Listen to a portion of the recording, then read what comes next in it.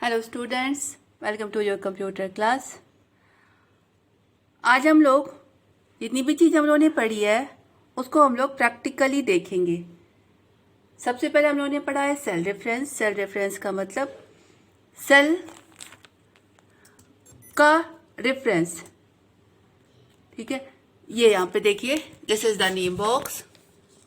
ये name box होता है और आपका सेल, जो भी सेल आपके सिलेक्टेड है उस सेल का एड्रेस यानी रेफरेंस आपके इस नेम बॉक्स में आता है। जैसे कॉलम नेम ए है, रो नंबर 1 है, तो यहाँ पर A1 आ रहा है।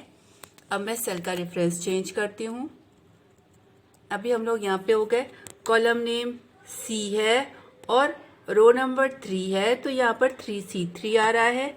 आप नीचे आइए, एक रो नीचे आया। अब कॉलम नेम आपका C और रो नंबर 4 हो गया। नाउ डाउन, अब आप डी कॉलम और 5th रो पे है। This is the row reference, cell reference, ठीक।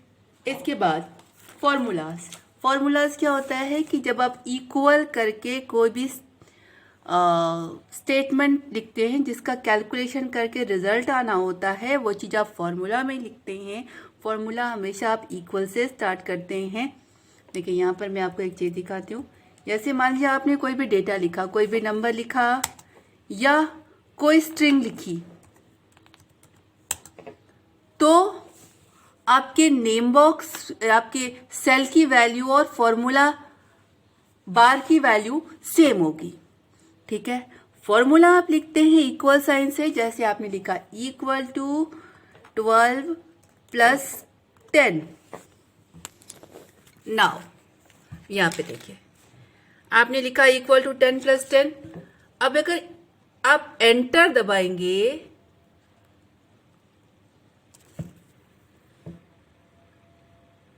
तो यहां पर आपको जो कैलकुलेट हुआ है उसका रिजल्ट दिखाई पड़ेगा 22। अब ऊपर आते हैं, देखिए सेल की वैल्यू, फॉर्मूला बार की वैल्यू सेम है, दोनों में ही 12 दिख रहा है। नीचे आइए, सेल की वैल्यू, ये this is the formula bar, this is the cell, दोनों वैल्यू सेम है। अगर कोई आप नंबर लिखिए, स्ट्रिंग लिखिए, दैट इज द डेटा, वो आपकी वैल्यू सेम होगी। लेकिन जब आप फॉर्मूला बार में आएंगे, जिस किसी सेल में आपने फॉर्मूला लिखा है वहां पर आएंगे तो वहां पर आपको फॉर्मूले का कैलकुलेटेड रिजल्ट दिखाई पड़ेगा और फॉर्मूला बार में आपको फॉर्मूला दिखाई पड़ेगा। यहाँ पर देख रहे हैं, फॉर्मूला बार में आपको दिख रहा है 12 प्लस 10 और सेल में दिख रही है कैलकुलेटेड वैल्यू, ठीक। अब आइए,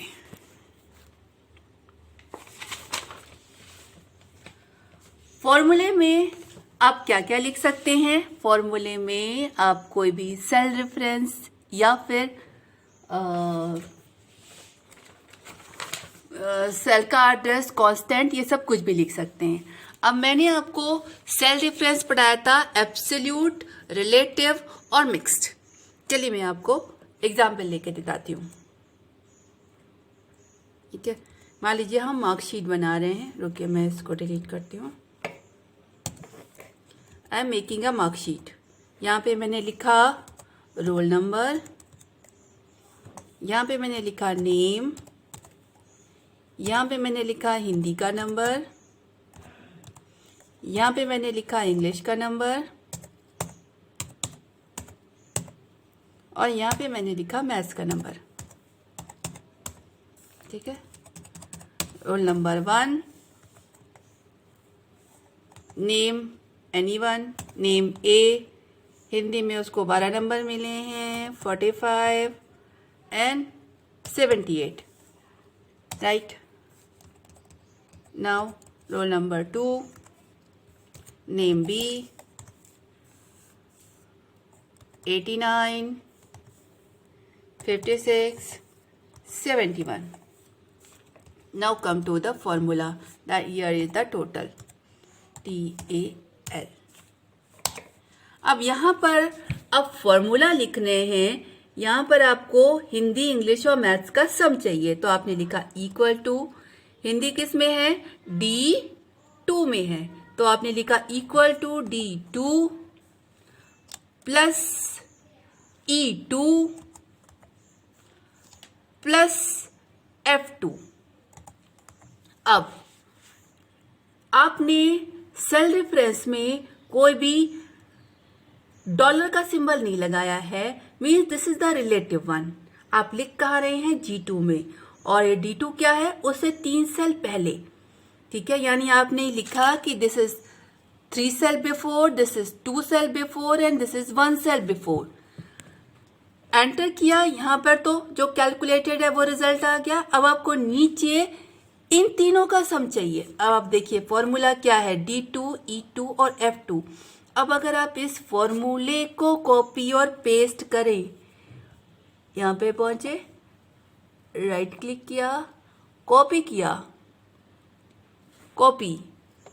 अब आप अगर यहाँ पर पेस्ट करेंगे तो क्या होगा, पेस्ट क्या होगा, वो फॉर्मूला पेस्ट होगा। और फॉर्मूले में रिलेटिव रेफरेंसिंग यूज की है, यानी 3 सेल पहले, 2 सेल पहले और 1 सेल पहले। तो अब इस सेल के 3 सेल पहले का जो भी एड्रेस होगा वो एड्रेस यहाँ पे आ जाएगा। देखिए मैं सीधा सीधा पेस्ट कर रही हूं, पेस्ट। नाउ सी, वो D2 D3 में बदल गया, E2 E3 में बदल गया और F2 F3 में बदल गया। क्यों? क्योंकि इससे 3 सेल पहले D3 है, इससे 3 सेल पहले E3 है और इससे 3 सेल पहले F3 है। वो आपका D2 D3 F3 इसमें बदल गया। आप चाहे तो इसको कहीं और भी कॉपी कर सकते हैं। यहां पर मैंने पेस्ट किया। अब यहां पर वो फॉर्मूला कुछ और बन जाएगा। यहां पर आपका ये है आपका K3, तो 3 सेल पहले 1 2 3 H3 आएगा। तो देखिए आपका F2 जो था वो 3 सेल पहले वाला H3 में बदल गया है, I3 में बदल गया है और J3 में बदल गया है। कहीं भी आप कॉपी करेंगे with relationship to the present cell, वो आपका रिलेटिव एड्रेसिंग उस अकॉर्डिंग बदल जाएगा, ठीक है। अब आपको एब्सोल्यूट भी दिखा दें।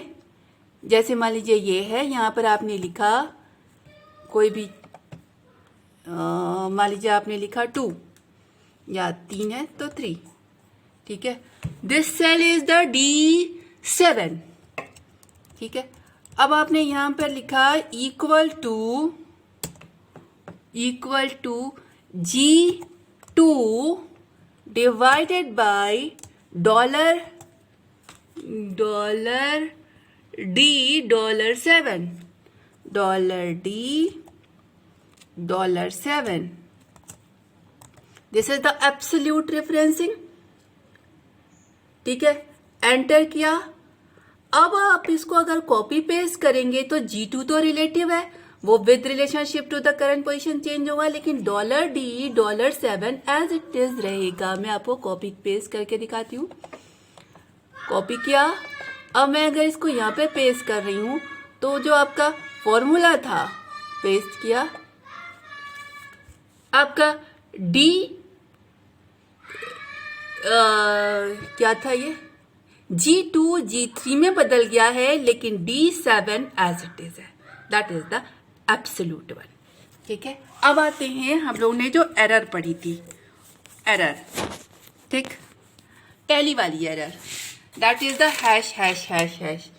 अब अगर किसी सेल में आप बहुत बड़ा नंबर लिखे, मैं शीट चेंज कर रही हूं, ठीक। किसी सेल में आप बहुत बड़ा नंबर लिखिए जो इस जगह पे फिट न होने पाए, तो वो आपको हैश है। मैंने इतना बड़ा नंबर लिखा, एंटर किया, जो कि 10 3 इक्वल टू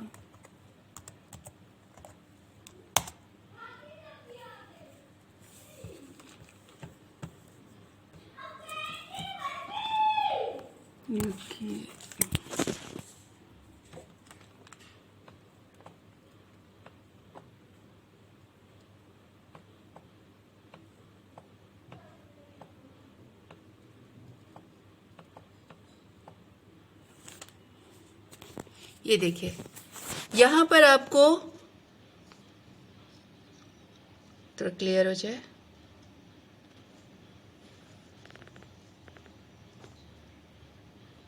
यहां पर आपको हैश दिख रहा है। This is the hash error. ये कब आती है? जब जो आइटम या जो नंबर आपने लिखा हुआ है उसकी लेंथ ज़्यादा है और आपका जो सेल की विड्थ है वो उसको सपोर्ट नहीं कर पा रही है, तो हैश हैश हैश। अब इसको सॉल्व करने के लिए आप सेल की विड्थ को बढ़ा दीजिए। ठीक है, जैसे ही आप सेल की विड्थ को बढ़ाएंगे ये आपकी एरर सॉल्व हो जाएगी। ठीक है, अब आपका हैश हैश हैश नहीं दिख रहा है। क्यों? क्योंकि आपने सेल की विड्थ बढ़ा दी है। तो this is the first error, hash hash hash. The second error is the name. अब नेम, जैसे मान लीजिए मैंने यहाँ पे कुछ नंबर्स लिखे 12, 3, 4। अब मुझे नीचे समेशन चाहिए। मैंने लिखा S=SUM और C1:C3। अब आप इसको जरा पास से देख लीजिए। यहां पर मैं आपको हैश नेम एरर बताने जा रही हूं। ठीक है, C1 से लेकर C3 तक में मैंने कोई नंबर्स लिखे हैं। C1 से लेकर C3 तक में नंबर लिखे हैं और नीचे मैंने फंक्शन लिखा है सम नाम का। अब एरर कहाँ पे है? सम नाम का फंक्शन मैंने नाम सही नहीं लिखा है।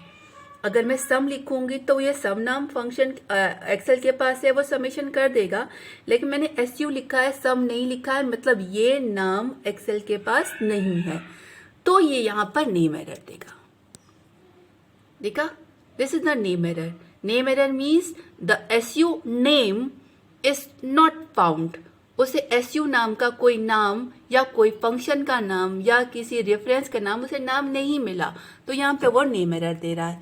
अब इस एरर को सॉल्व करने के लिए पहुंचिए और अगर इस नेम को आप सही कर देंगे तो ये आपको वो वाली एरर हटा देगा। Now it is giving the result, वो एरर हट गई। ठीक है, the second error is the value error. अब मैं यहीं पर आपको वैल्यू एरर दिखा रही हूँ। मैंने सम किया है तीनों का। अब सम फंक्शन को हर चीज में न्यूमेरिक वैल्यू चाहिए। अब आपने एक वैल्यू को स्ट्रिंग कर दिया। ठीक है, अब क्या है? यहां पर एक नंबर है, यहां पर एक नंबर है, यहां पर स्ट्रिंग है। How can the summation is the possible? अब जैसे आपने एंटर समेशन, ओके, मैं यहां पे कुछ और लिखती हूं, equal to this is C1 plus C3 value error. ठीक है, यहां पर मैं C1 और C3 को जोड़ रही हूं। जोड़ने में क्या है? C1 में तो कोई नंबर है लेकिन C3 में कोई स्ट्रिंग है, तो जोड़ना पॉसिबल नहीं है, तो वो यहां पर वो कोई वैल्यू एरर दे रहा है। अब ये कैसे सॉल्व होगी? इस समेशन के लिए C1 और C3 दोनों में ही न्यूमेरिक वैल्यू होनी चाहिए। C1 में तो न्यूमेरिक वैल्यू है, C3 में नहीं है, तो C3 में भी अगर आप कोई न्यूमेरिक वैल्यू कर देंगे तो ये एरर हट जाएगी अपने आप। ठीक है, the next error is the divide by zero. Divide by zero क्या होता है? किसी भी नंबर को आप अगर जीरो से डिवाइड करते हैं तो result is the infinity. Means तो वो इंफिनिटी कहीं भी स्टोर नहीं हो सकती। अब देखिए, यहाँ पे मैंने D1 है, 12 लिखा हुआ है, मैंने यहाँ 0 लिखा, और इस E में मैं फंक्शन लिख रही हूँ equal to C1 divided by D1। C1 divided by D1, यानी C1 में क्या है? 12, D1 में क्या है? 0, और यहाँ पर रिजल्ट आ जाए। जैसे मैं एंटर करूंगी यहाँ पर डिवाइड बाय जीरो एरर आ गई। क्यों? क्योंकि आप 12 को 0 से डिवाइड कर रहे हैं, that is the infinity and that is the error. अब इस एरर को सॉल्व कैसे करेंगे? आप 0 हटा दीजिए, कोई भी दूसरा नंबर होगा it will give the result, लेकिन किसी नंबर को आप 0 से डिवाइड करेंगे तो वो इंफिनिटी ही देगा। इस एरर को सॉल्व करने के लिए यहाँ पे मैंने 0 के बजाय कुछ भी और कर दिया, आपकी एरर सॉल्व हो जाएगी। ठीक है, the next error is the hash null error. Hash null error क्या होती है कि जैसे आप कोई रेफरेंस लिख रहे हैं, रेफरेंस के बीच में आपने कोई सही ऑपरेटर नहीं लगाया। जैसे ये मैंने यहाँ पे C1 से लेके C4 तक है, मैं यहाँ पे लिख रही हूँ equal to C1 plus C2 plus C3 और फिर मैंने स्पेस दे के C4 लिख दिया। अब यहाँ पे आप देख रहे हो कि मैंने C3 और C4 के बीच में प्लस नहीं लगाया है, कोलन भी नहीं लगाया है। कोलन भी लगा देंगे तो भी चलेगा, मतलब दिस रेंज मैंने C1 और C3 के बीच में कोई भी ऑपरेटर नहीं लगाया है। तो जैसे ही मैं एंटर दबाऊंगी यहाँ पर वो आपको नल एरर दिखाएगा। That is the hash null error because you are not referencing proper one. अब इसको सॉल्व कैसे करेंगे? यहाँ पे आए C1 और C3 के बीच में या तो कोलन लगा दीजिए, colon means from C3 to C4, या फिर आप प्लस लगा दीजिए means C1 C3 and C4, तो ये आपकी एरर हट जाएगी। ठीक, नेक्स्ट एरर है आपकी रेफरेंस एरर। रेफरेंस एरर क्या होती है कि आप किसी सेल को रेफर कर रहे हैं और वो रेफरेंस सेल यानी जिस सेल को आपने बात की, जिस सेल का आप नाम दे रहे हैं, वो सेल उसे नहीं मिल रही है। ठीक है, मैं इसे यहीं पर दिखाती हूँ। मैंने C5 में फॉर्मूला लिखा है equal to C1 plus C2 plus C3 plus C4। मैं एक सेल को डिलीट कर रही हूँ, C2 वाली सेल को डिलीट कर रहे हैं। डिलीट कैसे करेंगे? वहाँ पे कर्सर ले जाइए, राइट क्लिक किया, डिलीट पे आए और डिलीट में केवल एक सेल, शिफ्ट सेल अप या शिफ्ट सेल राइट कुछ भी किया, पर्टिकुलर सेल डिलीट हो जाएगी। ओके किया, now the cell is deleted one. और जैसी वो सेल डिलीट हुई, मतलब यहां पर अब C2 नहीं है। ठीक है, C2 दिख जरूर रहा है पर C2 सेल को तो आप डिलीट कर चुके हैं। तो ये C1 है, ये C3 है और ये C4 है। और यहाँ पर आपने फॉर्मूला लिखा है जिसमें आपने C2 का भी जिक्र किया है और ये C2 का रेफरेंस इसे नहीं मिल रहा है क्योंकि C2 सेल आपने अभी अभी डिलीट की है। तो अब इस सेल को, इस रेफरेंस वाले एरर को कैसे सॉल्व करेंगे कि जिस सेल का रेफरेंस नहीं मिल रहा है वो आप अपने फॉर्मूले यानी इक्वेशन से हटा दीजिए, तो आपकी ये रेफरेंस वाली एरर सॉल्व हो जाएगी। C1 plus C3 plus C4 कर दिया, C2 हटा दिया क्योंकि C2 को हम लोग डिलीट कर चुके हैं। ठीक है, नाउ द एंटर, आपकी ये रेफरेंस एरर अब नहीं आ रही है। ठीक है, तो यहीं तक हम लोगों ने पढ़ा था सेल रेफरेंस और आपका एरर्स। ठीक है, मैंने आज आपको एब्सोल्यूट रिलेटिव रेफरेंसेस पढ़ा दिया, सेल रेफरेंस पढ़ा दिया, एब्सोल्यूट रिलेटिव रेफरेंसेस पढ़ा दिया और सारी की सारी एरर प्रैक्टिकली करके दिखा दी। ठीक है, नेक्स्ट क्लास में हम लोग लेंगे फंक्शंस। कुछ फंक्शंस आपके में हैं, कुछ कॉमन फंक्शंस और ले लेंगे। ठीक है, ओके, थैंक यू।